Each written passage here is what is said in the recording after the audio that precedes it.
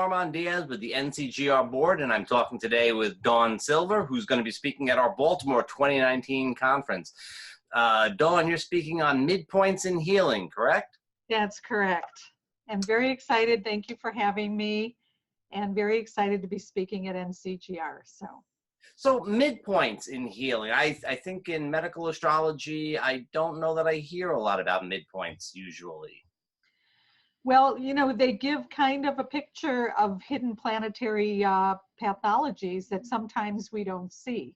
So I'll start off in this class by a simple one, having everybody calculate the midpoint between their sun and the moon. And I lay it out for them to make it easy. And that's where you can take a look at, when you know your sun moon midpoint, whether it's which of the metabolic types it's going to be, whether it's sanguine or choleric, whether it's, melancholic or phlegmatic, and that will give you another underlying picture as to what's going on for you. So for instance, I actually have my sun moon midpoint at 1 degree of Leo. We were talking about Leo a minute ago. And when we just had the Uranus Sun conjunction in Taurus square my midpoint, I got really sick because it's right on my 12th house and opposing my Chiron and blah, blah, blah. So sometimes just with knowing those things, you can be alerted. You know, it doesn't mean you have to walk through life in a bubble, but it does mean that you're paying attention and you're saying, wow, rather than skydiving today, maybe I'll just, you know, take a walk in the park or something like that.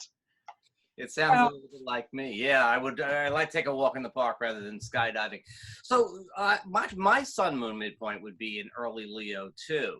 About 4 Leo. So, but I guess when we're talking about Uranus and things like that, we're probably talking about a pretty precise orb then. Yeah, I usually only give 1 degree to 1.5, maybe 2 if it's something that's, you know, like the sun or the moon involved. You know, I have one person I use in my examples who her sun moon, her Neptune Saturn midpoint exactly opposes her sun. And if you look at her chart, definitely you can see things. She's got Mars and Venus in the 6th house, and the 6th house can sometimes represent illnesses or patterns or things like that. But when she got triggered by the Uranus-Pluto squaring her Aries rising, her cardinal sun sign as Cancer, it was a very immune deficient time for her. And knowing that Saturn Neptune is can represent a midpoint of immune deficiency, you could look at that and see that this is a pattern that follows her for life. But when it's triggered by transits or progressions, then it's going to make more sense. So then it's going to make more sense, you would say, then what is the antidote for something like that? And if you look at this person's chart, and she was 21 when it happened to her, you would say she should have been taking vitamin C every day. She shouldn't have been burning the candle at both ends as she was a student. And you look at those factors that are involved and things that build up the immune system. This person in particular had a very phlegmatic chart. And so phlegmatic is cold and wet, and you're going to want to heat up that energy, and you're going to want to give them herbs or factors that are going to help stimulate the immune system, stimulate the adrenals, and so on to produce. I'm going to ask you 2 questions about that. Okay, so the phlegmatic, choleric, sanguine, and melancholic, that corresponds to the 4 elements? Yes, the temperaments and specifically, but yes. Well, yeah. Well, yeah. I mean, astrologically. So, for example, with our midpoints in early Leo, would that make us choleric? Yeah, we're really hot. Yeah. Okay. We're really hot.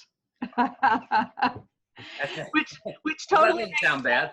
Yeah, but it totally makes sense for my chart. I'm a double Virgo with a Gemini moon, and when it's hot, I get really, really hot. You know, I don't get cold like most people do. I'm not looking to put on layers and have, you know, gallons of hot tea. I'm looking to practically get naked. Just kidding. But it makes sense. If you understand these little factors about yourself, then you realize that we're not all stamped out in the same. Now, I have one more question for you. I don't want to give away the secrets of people come see the talk. That's you get more than 5 minutes of this. It sounds like you can go on for quite some time. It'd be great. But do you look to strengthen the element, the temperament, or do you look to balance it? In other words, if we have a choleric temperament, do I need to feed the fire, or do I need to cool it down? No, enjoy the ride of the fire when you're being inspirational, but fire is it's the quickening. So you want to be able to harness those energies, and the best way to harness it and control it is to cool it down a little bit.